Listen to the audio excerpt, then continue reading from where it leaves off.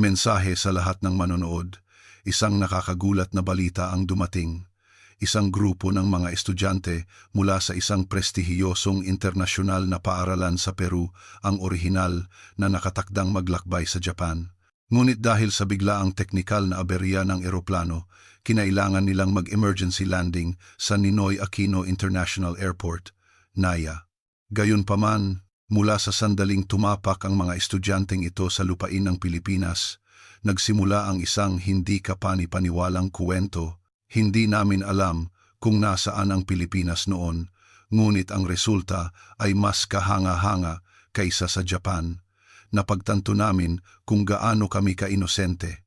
Diego Martin, ang 18 taong gulang na student president, at ang 24 man niyang kasamang estudyante mula sa Peru ay nagkaroon ng kumpletong pagbabago sa pananaw sa loob lamang ng ilang araw.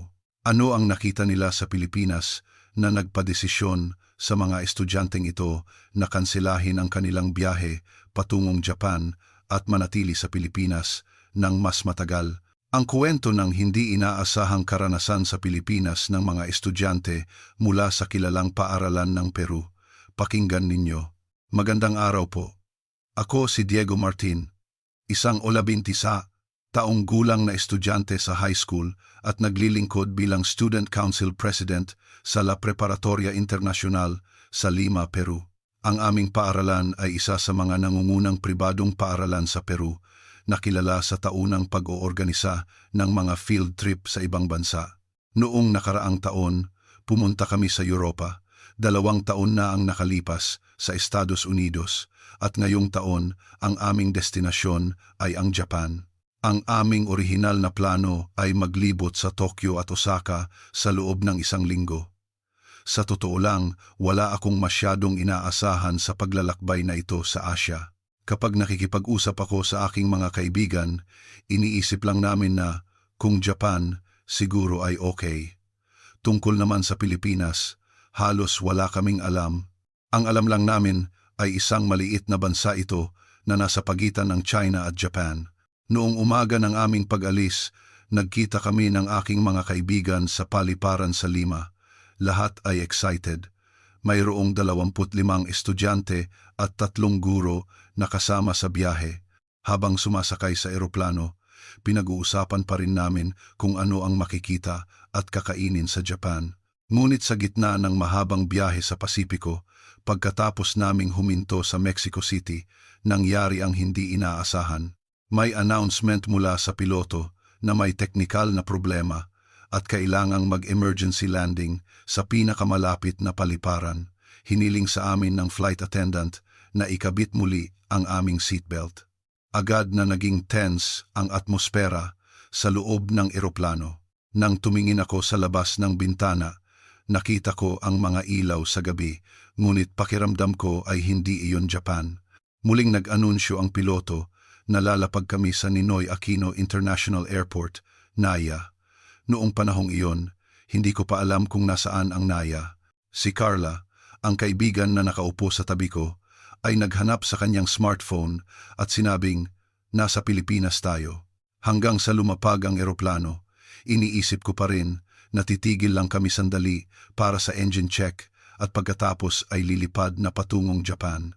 Akala ko ay mag-i-stay lang kami ng 1 gabi sa Pilipinas at aalis na. Ngunit mula sa sandaling bumaba ako sa eroplano, nagsimula akong mapagtanto na mali ang aking pag-iisip. Ang unang segundo na tumapak ako sa NAIA Terminal 3 ay labis na ikinagulat ko. Ang laki ng paliparan ay higit pa sa aking inakala. Kung ikukumpara sa paliparan sa Lima, ito ay mas malawak at mas moderno, walang kaparis. Ngunit hindi lang ang laki ang issue. Ang sahig ng paliparan ay makintab na parang salamin at lahat ay maayos na nakalagay. Ang mas kahanga-hanga pa ay ang paghawak ng mga opisyal ng paliparan sa sitwasyon. Nang malaman nilang kami ay mga estudyante mula sa Peru, may mga opisyal na nagtangkang magbigay ng direksyon sa wikang Espanyol at Tagalog. Kahit hindi perpekto ang kanilang Espanyol, ramdam mo ang kanilang sinseridad na tulungan kami. Bagaman ito ay isang emergency situation, walang nagpakita ng pagmamadali o pagkainis. Matiyaga nilang ipinaliwanag ang mga detalye sa amin. Ang pagdaan sa imigrasyon ay isa ring kahanga-hangang karanasan. Naunawaan ng opisyal ang aming sitwasyon at gumamit ng simpleng English upang aliwin kami na huwag magmadali. Sa Peru, bihira kaming makakita ng mga opisyal ng gobyerno na ganito kabait.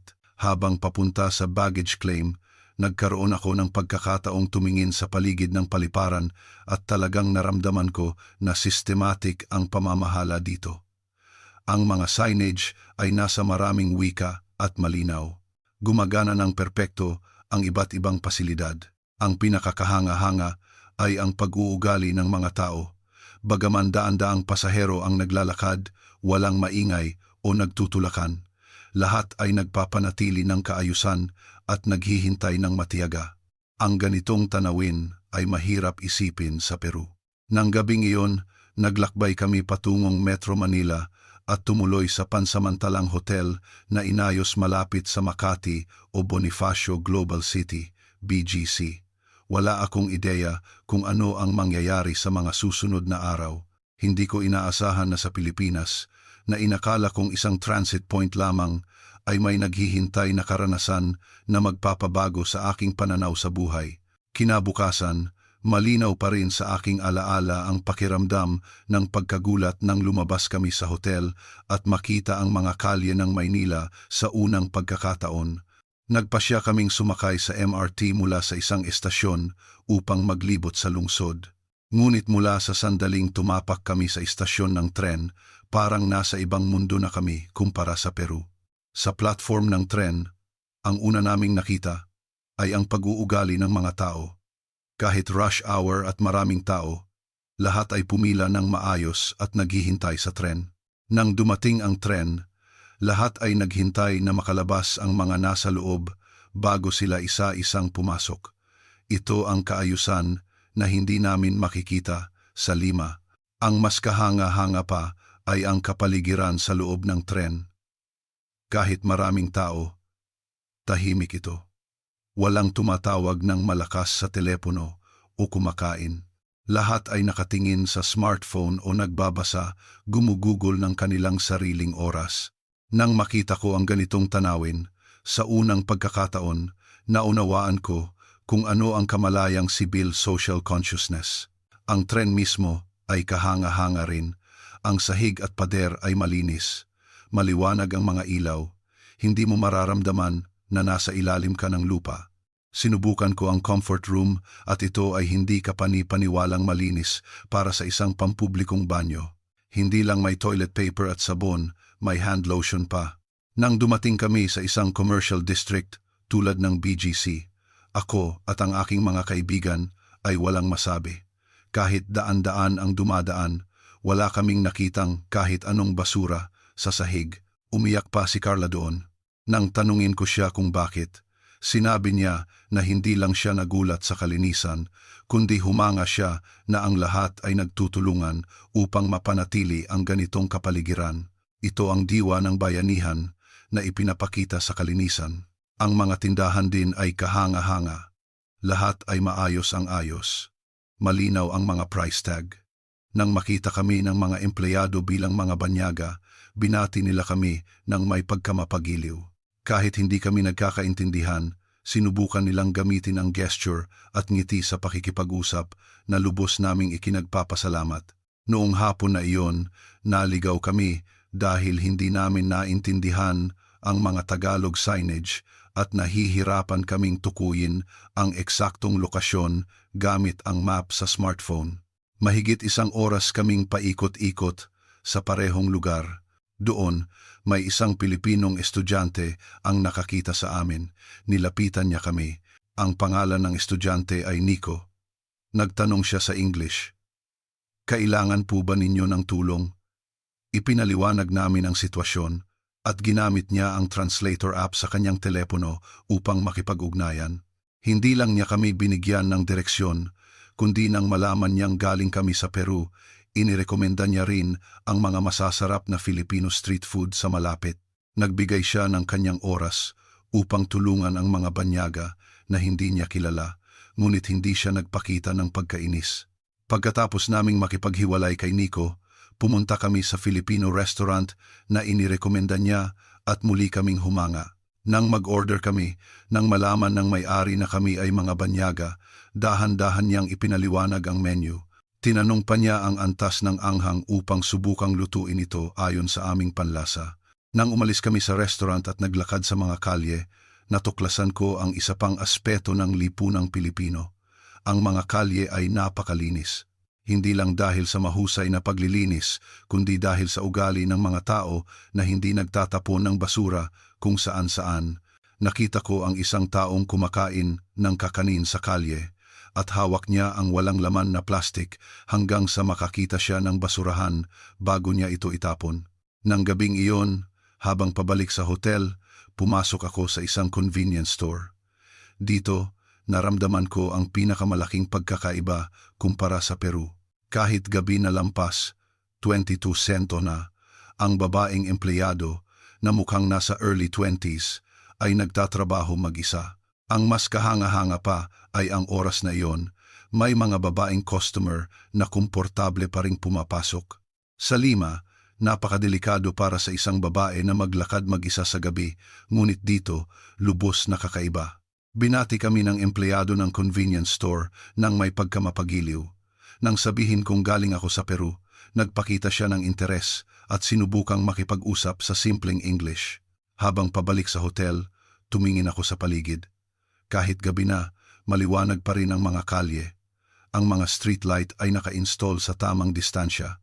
Halos walang madilim na sulok. Kahit ganito na ang gabi, nakakakita pa rin ako ng mga nag-jogging, mga magkasintahan na naglalakad, at mga grupo ng kabataan na nag-uusap. Lahat ay may relax at natural na ekspresyon sa mukha. Kinabukasan, nagkaroon kami ng pagkakataong bisitahin ang isang pampublikong high school sa Maynila. Mula pa lang sa mga pasilidad ng paaralan, nakakahanga na. Ang bawat classroom ay may modernong digital equipment. Ang library at science laboratory ay maayos na pinamamahalaan. Ang pinakanagpagulat sa akin ay ang sistema ng lunch. Kahit mahigit 1,000 estudyante ang sabay-sabay na kumakain, lahat ay nagpapatuloy ng maayos.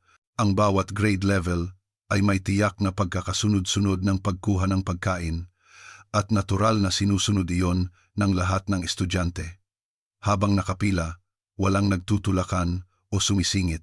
Ang kalidad ng lunch ay kahanga-hanga rin.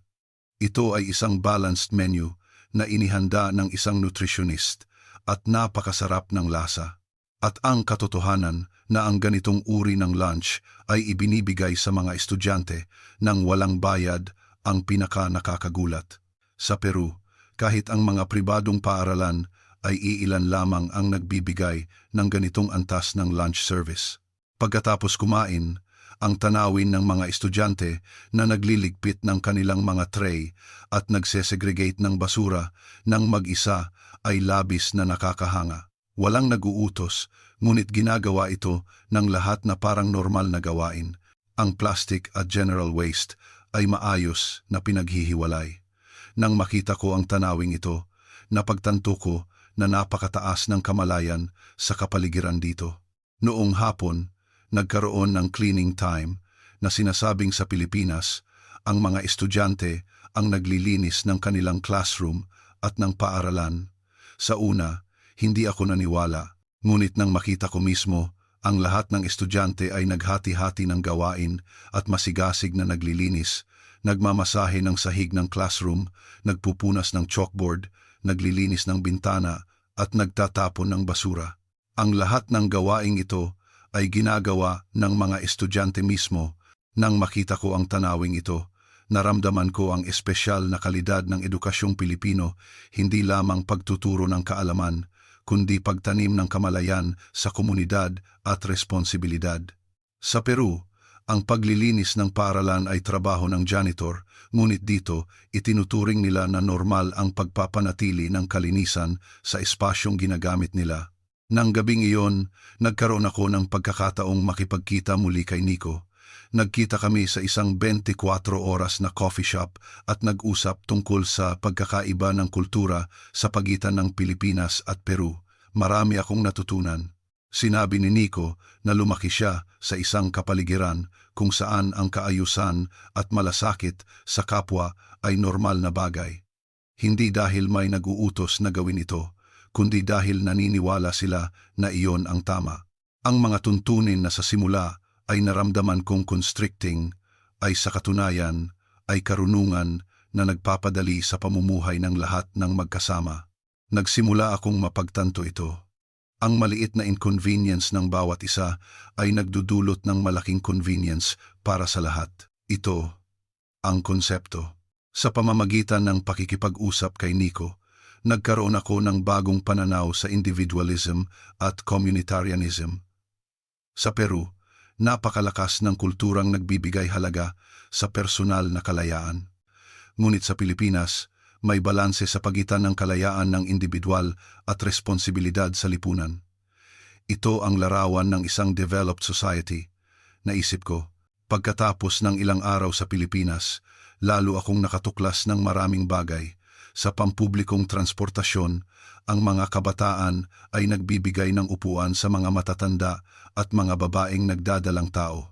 Sa kalye, natural na tinutulungan ng mga tao ang mga nakasakay sa wheelchair.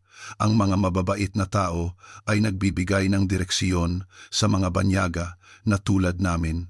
Ang lahat ng ito ay hindi nagkataon lamang, kundi isang kulturang nakatanim na sa lipunang Pilipino. Noong ika-4 na araw, nagkaroon ako ng pagkakataong maranasan ng direkta ang digital technology ng Pilipinas. Dinala ako ni Nico sa iba't ibang lugar upang makita kung paano ginagamit ng mga Pilipino ang teknolohiya sa kanilang pang-araw-araw na buhay. Sa una, inakala ko lang na ito ay isang bansa na may advanced technology, ngunit nang maranasan ko, natuklasan ko na may higit pa rito. Mula pa lang sa pag-order ng kape sa isang kafe noong umaga, nakakahanga na. Ginamit ni Nico ang isang app sa smartphone upang mag-pre-order ng kape.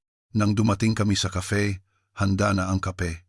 Hindi na kailangang pumila o maghintay at bayad na ito.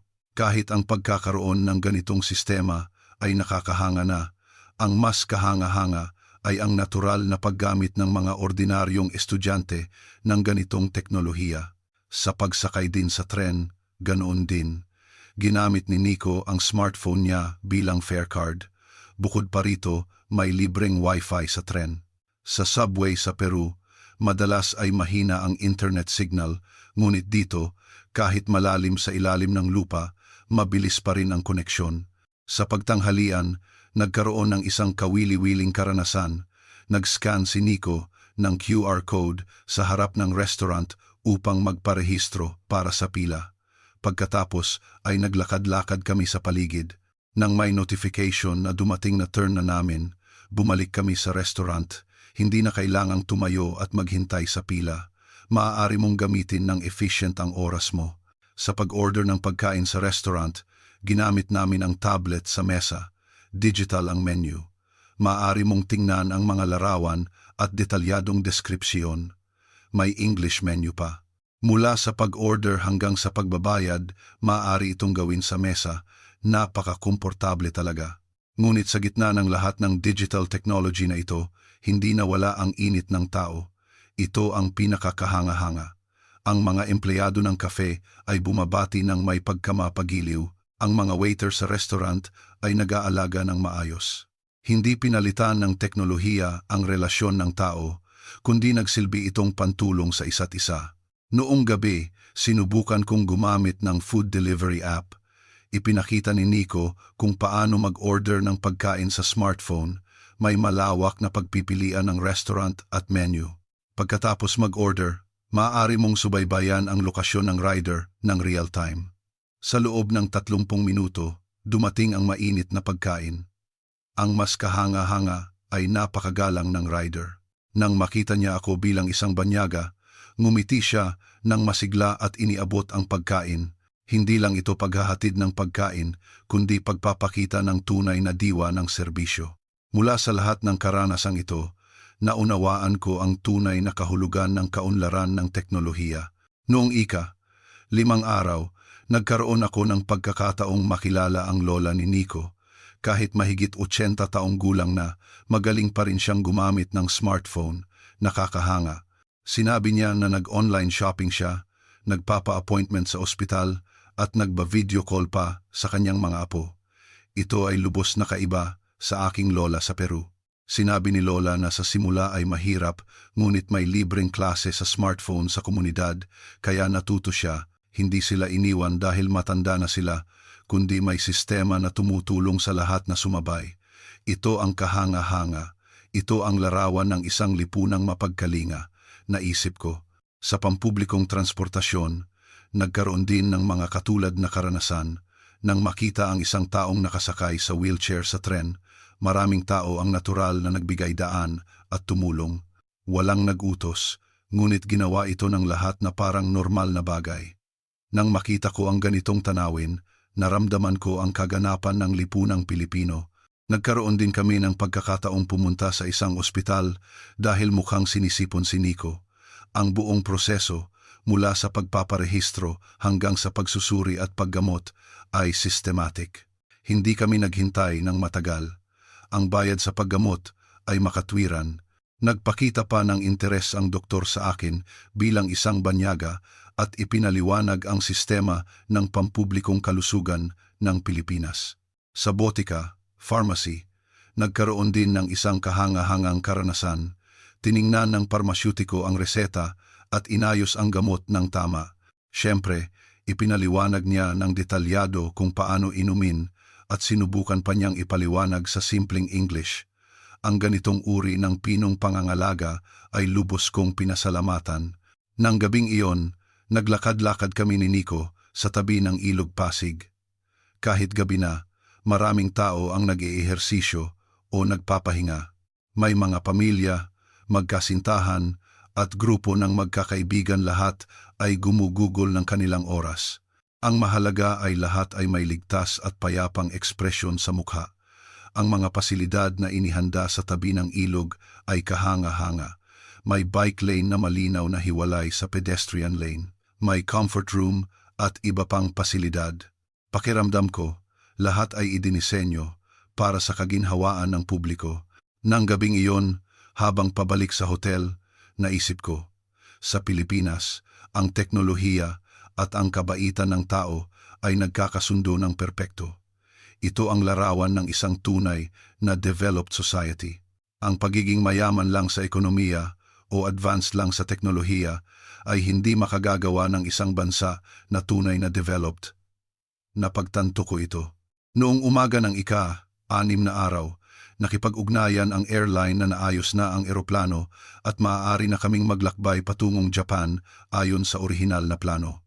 Dapat sana ay magandang balita ito, ngunit kakatwa, ako at ang aking mga kaibigan ay nalito. Ang ilang araw na ginugol namin sa Pilipinas ay napakahanga-hanga, kaya gusto naming manatili dito ng mas matagal. Noong hapon na iyon, ginugol namin ang huling sandali kasama si Nico at ang iba pang Pilipinong estudyante. Nagkita kami malapit sa BGC at nag-usap ng sinsero tungkol sa kulturang Pilipino at Peru. Ang pagkailang na naramdaman namin sa simula dahil sa pagkakaiba ay naging pag-unawa sa isa't isa. Ang mga Pilipinong estudyante ay nagpakita rin ng malaking interes sa kultura ng Peru. Hindi lang ang mga sikat na lugar tulad ng Machu Picchu o Nazca Lines, kundi gusto rin nilang malaman ang tungkol sa pang-araw-araw na buhay at sistema ng edukasyon sa Peru. Ang ganitong uri ng magalang na pag-uugali ay kahanga-hanga. Ang kapaligiran ng pagkikita ay lubos na kaiba sa unang araw. Ang pakiramdam ng paghihiwalay mula sa pagkakaiba ng kultura sa simula ay naging isang matibay na pagkakaibigan. Umupo kami sa isang bilog sa isang tradisyonal na kapehan, sinubukan ang masarap na kapeng barako. Ang dekorasyon ng kapehan ay naghalo ng modernidad at tradisyon. Sa pader, may nakasabit na mga sining Pilipino at may mahinang classical music na tumutugtog. Ang tahimik na atmosfera ay nagbigay daan sa amin na magkaroon ng mas malalim na pag-uusap. Ang mga kaibigan ni Nico ay nagpakita ng malaking interes sa kultura ng Peru. Hindi lang nila gustong malaman ang tungkol sa Machu Picchu o Nazca Lines, kundi gusto rin nilang malaman kung paano namumuhay ang mga taga-Peru sa pang-araw-araw. Nagtanong sa akin ang isang babaeng estudyante na si Mina, sa Peru po ba, ano ang ginagawa ng mga kabataan para sa lipunan? Ang tanong na ito ay nagpabigat sa aking isip. Sa totoo lang, sa Peru, karamihan sa mga kabataan ay interesado lang sa kanilang sariling pag-unlad at tagumpay. Hindi kami gaanong nakikilahok sa mga gawaing panlipunan. Karamihan ay self-contained, ngunit sa Pilipinas, nakikita ko na napakataas ng social engagement ng mga kabataan. Nagmamalasakit sila sa mga problema ng lipunan tulad ng kapaligiran at mga marginalized groups. Ang isa pang kaibigan na si Ed ay nagtanong, ano po sa tingin ninyo ang pinakamahalagang value? Sumagot si Carla para sa aming lahat. Bago kami pumunta sa Pilipinas, baka sumagot kami ng kalayaan at personal na tagumpay. Pero ngayon, sa tingin ko, ang malasakit sa kapwa at responsibilidad sa lipunan ay pantay na mahalaga. Ang pangungusap na ito ay nagpahayag ng nararamdaman naming lahat. Ang nakita at narinig namin sa loob lamang ng ilang araw ay talagang nagpabago sa aming pananaw sa maraming bagay. Ang may-ari ng kapehan, isang matandang lalaki na nasa 60s, ay nakarinig sa aming pag-uusap at sumali sa aming grupo. Sinabi niya na ang Pilipinas ay umunlad ng husto, ngayon hindi lang dahil sa paglago ng ekonomiya, kundi ang mas mahalaga ay ang pag-unlad ng puso ng mga tao. Kapag nag-iisip ang lahat tungkol sa iba, ang lipunan sa kabuuan ay bubuti. Nagpatuloy ang may-ari ng kapehan sa pagkukuwento tungkol sa kasaysayan ng pagbabago ng lipunang Pilipino mula sa panahong kolonyal hanggang sa pagiging isang demokrasya. Sinabi niya na natuto kaming ingatan ang kalayaan na pinaghirapan at naunawaan na ang kalayaan ay dapat may kaakibat na responsibilidad. Ang salitang ito ay nagbigay sa amin ng mas malalim na pag-unawa sa lipunang Pilipino. Ang aking mga kaibigan mula sa Peru ay nagsimula ring magbahagi ng kanilang nararamdaman sa loob ng ilang araw. Sinabi ni Marcos na ang pinaka-nakakagulat sa kanya ay ang pagsunod ng mga Pilipino sa mga tuntunin hindi dahil pinilit, kundi ginagawa nila ng kusa. Nauunawaan nila na ang mga tuntuning ito ay para sa ikabubuti ng lahat. Idinagdag ni Sofia, sa tingin ko, napakamatagumpay ng edukasyon sa Pilipinas. Nakakalikha ito ng mga mamamayan na may malasakit sa kapwa. Ikinuwento ni Carla na nang umiyak siya sa BGC, hindi lang dahil sa kalinisan, kundi humanga siya na sinisikap ng lahat na panatilihin ang kabutihang ito. Ipinaliwanag niya ang kanyang nararamdaman noon. Sa Peru, sanay na kami sa dumi at inakala namin na normal iyon. Pero dito, nakita ko ang mga tao na kusa at may pagmamahal na nag-aalaga sa pampublikong espasyo. Nang marinig ko ang pagbabahagi ng aking mga kaibigan, naisip ko rin ang aking sariling pagbabago. Ilang araw na ang nakalipas, baka naramdaman ko na abala ang pagpila at paghihiwalay ng basura. Ngunit ngayon, naunawaan ko na ang maliliit na pag-uugaling ito ay nagpapakita ng antas ng sibilisasyon ng lipunan. Kapag ang lahat ay nagbigay ng kaunting pagsisikap, lilikha ito ng isang kapaligiran na kapakipakinabang sa lahat. Ang mga kaibigang Pilipino ay tapat din na nagbahagi ng kanilang pananaw sa lipunan. Sinabi ni Nico, hindi perpekto ang Pilipinas. Marami rin kaming problema na kailangang ayusin, pero may pagkakaisa kaming kailangang ayusin ang lipunan. Idinagdag ni Mina, tayo ay tinuruan na magkaroon ng kamalayang sibil mula pagkabata, pero hindi ito pasanin kundi isang karangalan. Ang makapaglingkod sa lipunan ay isang napakamakabuluhang bagay. Ang atmosfera ng pag-uusap na may paggalang sa isa't isa ay lubos kong ikinahanga. Sa Peru, madalas ay kulang ang ganitong uri ng sinserong pagpapalitan ng ideya sa pagitan ng iba't ibang grupo. Lahat ay mas sanay na manatili sa sarili nilang social circle. Ngunit sa Pilipinas, naramdaman ko ang isang kulturang bukas at tumatanggap ng pagkakaiba. Ang mga tao ay masayang nakikinig sa magkakaibang opinyon at natututo ng iba't ibang pananaw. Nang gumabi, lumipat kami sa isang gabi, market na malapit. Ang night market ng Maynila ay puno ng buhay. May iba't ibang food stall na nakahanay. Ang mga tao ay naglalakad, ngunit hindi magulo. Sinubukan namin ang maraming Filipino street food tulad ng lumpia, sisig at halo-halo. Ang bawat pagkain ay may kakaibang lasa at kasaysayan. Ang mga nagtitinda, nang makita kaming mga banyaga, ay masigasig na nagrekomenda ng kanilang pagkain. Ang ilan ay sinubukan pa ngang magsalita ng simpleng English o Spanish sa amin. Ang pagkamapagiliw na ito ay nagparamdam sa amin ng kakaibang init. Habang kumakain, nagpatuloy pa rin kami sa pagpapalitan ng kultura ng mas malalim. Nagtanong sa amin ang isa sa mga Pilipinong kaibigan, "Pagbalik ninyo sa Peru, may gusto ba kayong baguhin?" Ang tanong na ito ay nagpabigat sa aming lahat. Sumagot ako, "Gusto kong ibalik ang kamalayang sibil na natutunan ko sa Pilipinas. Baka hindi ko mabago ang buong lipunan, pero maaari akong magsimula sa aking sarili at makaapekto sa mga tao sa paligid ko." Sinabi ni Carla, "Gusto kong itaguyod ang edukasyon sa kapaligiran sa aming paaralan para mas maunawaan ng mga kaibigan ang kahalagahan ng waste segregation at pangangalaga sa kapaligiran." Sabi naman ni Marcos, "Gusto kong mas makilahok sa mga volunteer activity upang tulungan ang mga nangangailangan." Nang marinig ang aming mga ideya, nagbigay ng suporta at paghihikayat ang mga kaibigang Pilipino. Sinabi ni Nico, "Ang pagbabago ay hindi mangyayari kaagad, ngunit basta may magsimulang kumilos, magkakaroon ito ng malawakang epekto." Pagkatapos maglibot sa night market, naglakad-lakad kami sa tabi ng Ilog Pasig. Ang Ilog Pasig sa gabi ay nakamamangha at napakaganda. Ang tubig ay nagre-reflect sa mga ilaw mula sa magkabilang bank. Ang malamig na hangin ay humihihip ng mahina. Kahit gabi na, may mga tao pa rin na nag-ehersisyo at naglalakad sa tabi ng ilog. Lahat ay mukhang ligtas at relax. Umupo kami sa isang upuan sa tabi ng ilog. Pinagmamasdan ang tanawin sa kabilang bank at nagbahagi ng aming mga kwento sa buhay. Ikinuwento ni Nico na ang pangarap niya ay maging isang guro. Gusto niyang maglikha ng mas maraming estudyante na may pandaigdigang pananaw. Si Mina naman ay gustong magtrabaho sa larangan ng kapaligiran upang tulungan ang Pilipinas na maging sustainable. Nang marinig ko ang mga pangarap ng mga kabataang Pilipino, humanga ako sa kanilang dedikasyon. Hindi lang sila interesado sa personal na tagumpay, kundi nagmamalasakit din sila kung paano makakatulong sa lipunan at sa hinaharap ng sangkatauhan. Ang ganitong uri ng malawak na pag-iisip at pananaw ay bihira kong makita sa aking mga kaedad sa Peru.